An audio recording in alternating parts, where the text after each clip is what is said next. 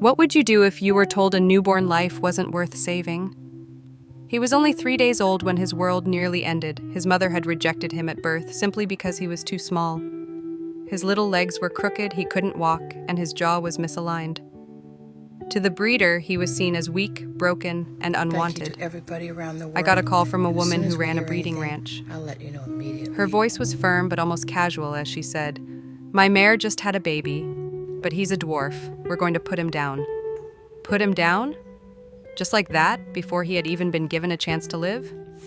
I couldn't accept it. I told her, "No, don't do that. I'll come get him." And without a second thought, I drove across the country to save a He's tiny not foal feeling who had very never good known today. kindness. He was so When I excited first that he laid could eyes run. on He him, just ran he and looked ran, at and me I with think the he most hit his little fragile foot on expression, something. as if he was But asking, a little bed "Did rest I for die a few and go to days, heaven?" and he'll be okay. My heart broke and healed all at once. From that moment, I knew this little one, who would come to be named Peabody, was part of my family. "Good morning, little man," I whispered the very first day. "Are you ready for breakfast?" Because of his crooked jaw, Peabody couldn't nurse normally. Feeding him was a struggle. I tried to help him latch, but he couldn't. So instead, I held a bowl of milk for him, carefully guiding him to drink. It was messy, slow, and difficult. But every sip was a victory, every swallow a miracle. I didn't stop there. I had tiny shoes made to help straighten his legs. And then something magical happened. One day, Peabody started running down the wooden floor of my home. His little hooves clattered, echoing with joy.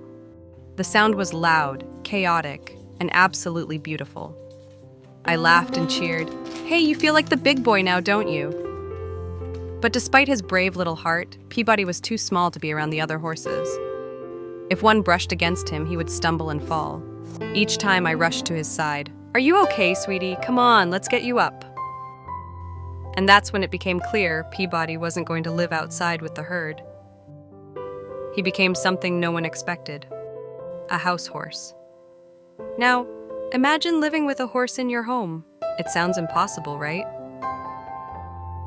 But Peabody didn't think he was a horse. Maybe he thought he was a dog, or maybe he thought he was just one of us.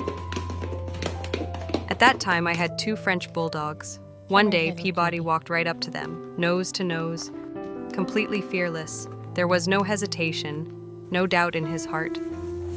From then on, they became inseparable. They would race through the house together, seeing who could run the fastest.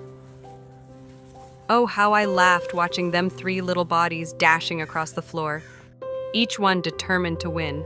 And when I called out, "Dinner's served! Come on, everybody!" the dogs would barrel into each other in excitement.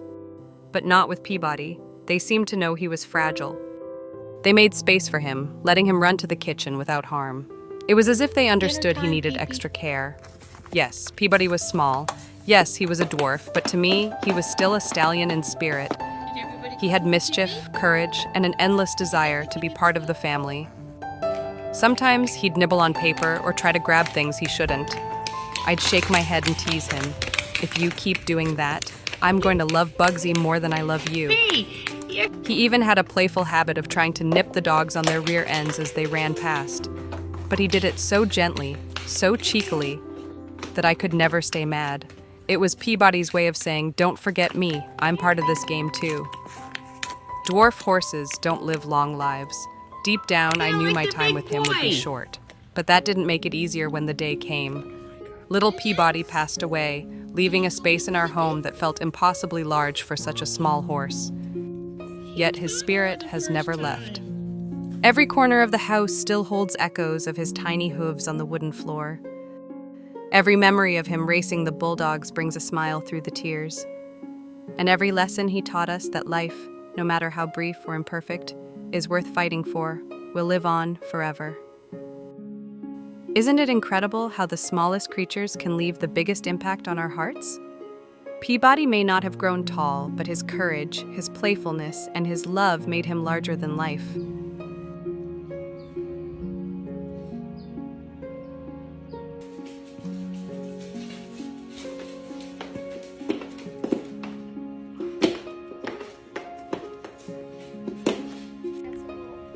Let's go see the people. Come on, Pete. It's a big journey for a little guy. Wow.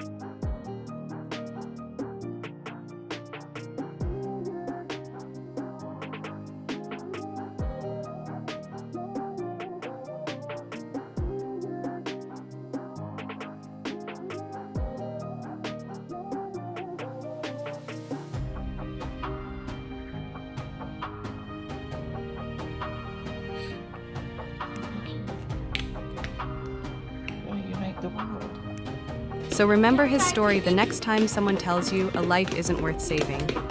Because sometimes the most fragile beginnings grow into the most powerful legacies.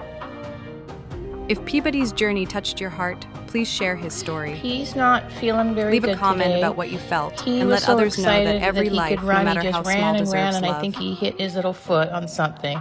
But a little bed rest for a few days, and he'll be okay.